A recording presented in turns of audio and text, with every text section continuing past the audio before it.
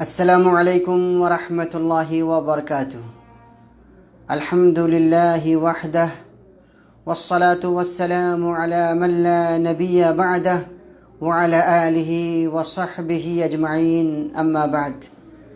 قال النبی صلی اللہ علیہ وسلم: من علق تمیمة فقد اشرک، رواہ الامام احمد وصححہ الشیخ البانی رحمۃ اللہ علیہ۔ برادران اسلام، معزز سامعین، پیارے بھائیوں، دوستوں اور ساتھیوں، آج کے درس میں تعویذ اور گنڈے کی حقیقت، اس کے نقصانات اور کیا یہ تعویذ پہننا اسلام میں جائز ہے یا جائز نہیں، میں اس موضوع پر چند باتیں آپ کے سامنے پیش کرنے کی سعادت حاصل کروں گا۔ اللہ تبارک و تعالیٰ سے دعا ہے، الہ العالمین تو مجھے اور آپ سب کو کہنے سننے سے کہیں زیادہ اس پہ عمل کرنے کی توفیق عطا فرما۔ سب سے پہلے تعویذ کسے کہتے ہیں؟ تعویذ کا مطلب ہوتا ہے نظر بد سے بچنے کے لیے، یا شیطان، جنات یا بری آتما کے شر اور برائی سے بچنے کے لیے، یا کوئی فائدہ یا برکت حاصل کرنے کے لیے۔ آج ہمارے ہاں جو مروج ہے کہ گلے میں لٹکا لینا یا ہاتھ میں باندھ لینا، اسی کا نام تعویذ ہے۔ آپ دیکھتے ہوں گے اپنے ہاں بہت سے لوگ گلے میں تعویذ پہنتے ہیں کہ اس سے شیطان سے بچے گا، جنات نہیں لگے گا، کوئی ڈائن نہیں کرے گا، نظر بد نہیں لگے گی، اسی کا نام تعویذ ہے۔ آپ گاڑیوں میں بھی دیکھتے ہوں گے کہ لوگ گاڑی کے آگے میں ایک جوتا لٹکا دیتے ہیں، کالا کپڑا لگاتے ہیں، اسی کا نام تعویذ ہے۔ جب لوگ گھر تعمیر کرتے ہیں تو گھر کے چھت پہ یا ایک ڈنڈا کھڑا کر کے، کھمبا ڈال کر کے، وہاں پہ بھی جو ہے آدمی کی شکل بنا کر کے کالا لباس پہن کے وہاں پہ لگا دیتے ہیں، تو یہ تعویذ ہے۔ اب سوال ہے کہ اس تعویذ کو پہننا یا ایسا کرنا جائز ہے یا جائز نہیں؟ تو جواب یہ ہے کہ تعویذ کی دو قسمیں ہیں۔ تعویذ کی دو قسمیں ہیں۔ پہلی قسم ہے طلسماتی تعویذ، یعنی کفریہ اور شرکیہ تعویذ۔ اس کا مطلب ہے کہ ایسا تعویذ کہ جس میں لکھا رہتا ہے یا علی یا محمد یا نبی یا غوث یا جبریل یا میکائیل، یعنی شرکیہ کلمات۔ تو وہ تعویذ جو شرکیہ کلمات پر مشتمل ہو، اس کی حرمت پہ تمام علماء امت کا اتفاق ہے کہ یہ ناجائز ہے، یہ جائز نہیں ہے۔ اور اس کے تعلق سے نص بھی موجود ہے، من تعلق تمیمۃ فقد اشرک، کہ جس شخص نے تعویذ لٹکایا اس نے شرک کیا، تو یہ شرک ہے۔ اور تعویذ کی دوسری قسم ہے قرآن کی آیت کے ذریعے سے تعویذ بنا کے دینا، یا جو دعائے معثورہ ہے، دعائے معثورہ لکھ کے دینا، یہ جائز ہے یا نہیں؟ اس میں تھوڑا سا اختلاف ہے۔ کچھ علماء اسے جائز کہتے ہیں، کچھ علماء اسے ناجائز کہتے ہیں۔ اور سعودی عرب کی جو فتویٰ کمیٹی ہے، جس میں یہاں کے بڑے بڑے چنیدہ علماء، دگج علماء جس میں شامل ہیں، اس کمیٹی نے بھی فتویٰ دیا ہے کہ ناجائز ہی زیادہ راجح ہے۔ کیوں؟ کیونکہ اس سے شر کا دروازہ کھلتا ہے، شرک و بدعت کا دروازہ کھلتا ہے، اور لوگوں کا جو توکل اور بھروسہ ہے اللہ سے ہٹ کر کے تعویذ پر آ جاتا ہے۔ جیسے انسان کہتا ہے میں نے تعویذ پہن رکھی ہے، مجھے جنات سے ڈر نہیں لگتا، یعنی جنات سے کون بچا رہا آپ کو؟ تعویذ۔ جبکہ ہم مسلمانوں کا عقیدہ یہ ہے کہ جنات ہو، انسان ہو، شیطان ہو، ڈاکو ہو، سانپ ہو، بچھو ہو، کون بچاتا ہے؟ اللہ تبارک و تعالیٰ کی ذات بچاتا ہے۔ اس لیے دوستو، وہ تعویذ جو قرآن کے ذریعے تیار کیا جائے وہ بھی درست نہیں ہے، کیونکہ آج لوگ قرآنی تعویذ کے نام پہ شرکیہ تعویذ تقسیم کرتے ہیں، اور لوگوں نے اسے اپنا کاروبار بھی بنا لیا ہے۔ اور بسا اوقات انسان کے جیب پہ ڈاکہ ڈالا جاتا ہے، اور جیب کے ساتھ ساتھ ایمان پہ بھی ڈاکہ ڈالا جاتا ہے، اور کبھی کبھی خواتین کی عزتیں بھی لوٹ لی جاتی ہیں، اور اس طرح کی خبروں میں آتی رہتی ہیں۔ اس لیے قرآن کی تعویذ بھی درست نہیں ہے۔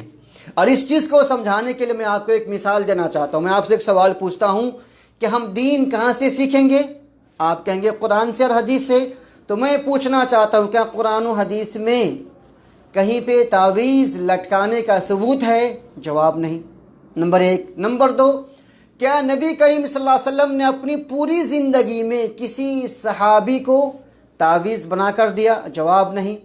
کیا آپ نے ازواج مطہرات امہات المومنین کو تعویذ لٹکانے کو کہا؟ جواب نہیں۔ کہ آپ صلی اللہ علیہ وسلم نے اپنی بیٹیوں کو، اپنے نواسوں کو تعویذ دیا؟ نہیں، آپ کے نواسے حسن حسین تھے، آپ اسے تعویذ نہیں دیتے تھے، تو پھر کیا دیتے تھے؟ نبی صلی اللہ علیہ وسلم اسے دعا پڑھ کر دم کرتے تھے۔ حدیث میں ثابت ہے نبی کریم صلی اللہ علیہ وسلم حسن حسین کو اس دعا کے ذریعے اللہ کی پناہ میں دیتے تھے، اعیذکم بکلمات اللہ التامہ من کل شیطان وہامہ ومن کل عین لامہ، کہ میں اللہ تبارک و تعالیٰ کے تمام کلمات کے ذریعے سے تم دونوں کو، یعنی حسن اور حسین کو، ہر شیطان سے، ہر نظر بد سے، ہر شر سے، ہر بری چیز کی تکلیف سے میں تمہیں اللہ کی پناہ میں دیتا ہوں۔ تو نبی کریم صلی اللہ علیہ وسلم اپنے نواسے کو جب تعویذ لٹکا کر نہیں دیتے تھے بلکہ دعا پڑھ کر دم کرتے تھے، تو کیا ہمارے لیے جائز ہے کہ ہم تعویذ لٹکائیں؟ جو کام نبی نہ کرے کیا ایک امتی کے لیے جائز ہے؟ جواب نہیں۔ اگر ہمیں اپنے نبی کریم صلی اللہ علیہ وسلم سے سچی محبت ہے تو نبی کریم صلی اللہ علیہ وسلم کی زندگی ہمارے لیے ایک آئیڈیل ہے، ایک نمونہ ہے۔ زندگی کے تمام شعبے میں، کھانے میں، پینے میں، سونے میں، اٹھنے میں، بیٹھنے میں، شادی بیاہ، یہاں تک کہ تعویذ اور ان چیزوں میں بھی ہمیں اپنے پیارے نبی محمد الرسول اللہ صلی اللہ علیہ وسلم کے طریقے کے مطابق عمل کرنا چاہیے۔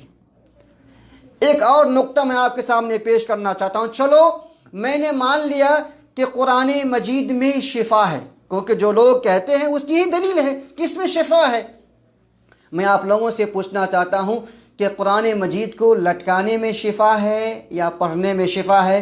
آپ سب کا ایک ہی جواب ہوگا کہ نہیں، قرآن مجید کی تلاوت کرنے میں شفا ہے، قرآن مجید پڑھنے میں شفا ہے، قرآن مجید میں تدبر کرنے میں شفا ہے، قرآن مجید پہ عمل کرنے میں شفا ہے، نہ کہ لٹکانے میں شفا ہے۔ تو جو لوگ تعویذ لٹکاتے ہیں وہ پڑھتے تو نہیں ہے نا، اس لیے ہمیں قرآن مجید کو لٹکانا نہیں ہے تعویذ کی شکل میں، بلکہ اسے پڑھنا ہے۔ اور میں آپ کو 2-3 مثالیں دیتا ہوں۔ مثال نمبر 1، آپ بیمار ہیں، ڈاکٹر نے آپ کو دوا دیا، اگر آپ دوا کھاؤ گے نہیں تو شفا کیسے ملے گی؟ اگر آپ دوا کو گلے میں لٹکا لو شفا ملے گی؟ جواب نہیں۔ تو جس طرح دوا گلے میں لٹکا لینے سے شفا نہیں ملتی ہے، اسی طرح سے قرآن کی آیات بھی گلے میں لٹکا لینے سے شفا نہیں ملتی ہے۔ نمبر 1، مثال نمبر 1۔ مثال نمبر 2، اللہ تعالیٰ نے قرآن مجید کو شفا کہا ہے، بالکل صحیح ہے۔ اسی طرح اللہ تعالیٰ نے شہد کو بھی قرآن میں شفا کہا ہے۔ اب میں پوچھوں آپ سے کہ شہد کھانے اور پینے میں شفا ہے یا لٹکانے میں؟ آپ کہیں گے کھانے اور پینے میں۔ تو اسی طرح دوستو قرآن مجید کی تلاوت کرنے میں شفا ہے، نہ کہ لٹکانے میں۔ تیسری مثال، زمزم کے بارے میں بھی حدیث میں آتا ہے کہ اس میں شفا ہے، بیماری کا علاج ہے، تو وہ پینے میں علاج ہے یا لٹکانے میں؟ جواب کھانے اور پینے میں۔ تو اسی طرح دوستو قرآن مجید کی تلاوت میں شفا ہے، نہ کہ قرآن مجید کو تعویذ کی شکل میں گلے میں لٹکانے میں شفا ہے۔ لہذا تعویذ خواہ قرآن مجید سے ہو یا دعائے معصورہ سے ہو یا شرک یا کلمات ہو، یہ درست نہیں ہے، ناجائز نہیں ہے۔ اسے علماء نے ناجائز قرار دیا ہے کیونکہ اس سے شرک کا دروازہ کھلتا ہے، شرک و بدعت عام ہو جاتا ہے، لوگوں نے اسے اپنا کاروبار بنا لیا ہے، اور ساتھ ہی ساتھ قرآن کی بے حرمتی بھی ہوتی ہے۔ وہ کہیں گے کیسے؟ میں آپ لوگوں سے پوچھنا چاہتا ہوں، کیا انسان جب ناپاک ہو، جب میاں بیوی آپس میں صحبت کرتے ہیں، ناپاکی کی حالت میں، جنبی کی حالت میں قرآن شریف کو چھو سکتے ہیں؟ جواب نہیں۔ اب بتاؤ، جو عورتیں یا جو مرد تعویذ پہنتا ہے جب میاں بیوی آپس میں صحبت کرتے ہیں، اس وقت بھی گلے میں لٹکا ہوتا ہے، ہاتھ میں بندھا رہتا ہے، کمر میں لگا رہتا ہے، اور صحبت کرنے کے بعد بھی وہ آپ کے جسم پہ رہتا ہے، تو قرآن کی بے حرمتی ہوئی کہ نہیں ہوئی؟ کیا کوئی آدمی قرآن شریف کا پیپر یا ٹکڑا لے کر کے ہاتھ میں حمام میں جا سکتا ہے؟ جواب نہیں۔ اور جو گلے میں تعویذ لٹکا لیا ہے یا اپنے ہاتھ میں تعویذ باندھ لیا ہے، وہ جتنی مرتبہ ٹوائلٹ میں جاتا ہے وہ پیخانہ پیشاب کرتے وقت بھی اس کے ساتھ میں لگا رہتا ہے۔ یہ بے حرمتی نہیں تو اور کیا ہے؟ کیا قرآن کو نیچے دبا کر کے آپ سو سکتے ہیں؟ جواب نہیں سو سکتے ہیں۔ لیکن جن کے گلے میں تعویذ لٹکتی ہے یا ہاتھ میں تعویذ ہے، وہ جب بھی سوتا ہے تو وہ ہاتھ کے نیچے آتا ہے، گلے کے نیچے آتا ہے۔ تو اس طرح سے قرآن شریف کی بے حرمتی ہے۔ لہذا دوستو تعویذ خواہ قرآن شریف سے ہو یا دعائے معصورہ سے ہو یا کفری کلمات سے ہو، تعویذ لٹکانا درست نہیں ہے، بلکہ ہمیں کیا کرنا ہے؟ ہمیں جھاڑ پھونک کرنا ہے، دم کرنا ہے۔ حدیث میں ثابت ہے، نبی کریم صلی اللہ علیہ وسلم فرماتے ہیں کہ جس گھر میں سورہ بقرہ کی تلاوت کی جائے گی شیطان نہیں آئے گا. ہاں، یا اگر کسی کو شیطان لگ جائے، نظر بد لگ جائے، الحمدللہ پڑھیے، آیت الکرسی پڑھیے، آمن الرسول پڑھیے، قل اللہ احد، سورۃ الفلق، سورۃ الناس. آپ ان چیزوں کو پڑھ کر کے ایسے ہلکا سا ہاتھ میں تھکا دیجئے اور اس انسان کے سر سے لے کے پورے جسم پہ آپ مل دیجئے. اگر کوئی خاتون ہے تو آپ ان کے ہاتھ پہ تھکا دیں، اس طرح سے تھوک لگا کے ہلکا سا، اور ان سے کہیں کہ اپنے جسم کو، اپنے ہاتھ کو جسم پہ ملو. اگر وہ خود سے نہیں مل سکتی ہے تو ان کی ماں ہے، ان کی بہن ہے، کوئی بھی عورت ہے، ان کے ہاتھ پہ پڑھ کے دم کیا جائے اور وہ اپنے ہاتھ سے خاتون کے جسم پہ اس طرح سے پھیر دے گی، انشاءاللہ انہیں شفا ملے گی. حدیث میں آتا ہے کہ جب آپ بسم اللہ پڑھ کے دروازہ کھولیں گے، گھر میں جائیں گے، شیطان آپ کے ساتھ نہیں جائے گا. بسم اللہ پڑھ کے کھانا کھائیں گے، شیطان آپ کے ساتھ کھانا نہیں کھائے گا. تو اصل میں ہم لوگ اسلام کی تعلیمات سے دور ہیں، اس لیے شیطان لگتا ہے، نظر بد ہمارا پیچھا کرتا ہے یا ہمیں تنگ کرتا ہے. اگر آپ قرآن مجید کی تعلیمات پر عمل کریں گے، قرآن شریف پڑھیں گے، صبح و شام کی دعائیں پڑھیں گے، صبح و شام کے اذکار پڑھیں گے، تو انشاءاللہ جنات، شیطان، نظر بد، اس طرح کی جتنی چیزیں ہیں، آپ تمام چیزوں کے شر سے محفوظ رہیں گے. اللہ تبارک و تعالیٰ سے دعا ہے، الہ العالمین تو مجھے بھی اور آپ سب کو، ہمارے سارے بھائیوں کو، سارے بہنوں کو شیطان اور انسان جنات کے نظر بد سے محفوظ رکھے. آمین. اور ہمیں تعویذ نہیں بلکہ ہمیں قرآن کریم کی آیت کے ذریعے سے ہمیں جھاڑ پھونک اور دم کرنے کی توفیق عطا فرمائے. آمین. وآخر دعوانا ان الحمد للہ رب العالمین. والسلام علیکم ورحمۃ اللہ وبرکاتہ. جزاکم اللہ خیرا.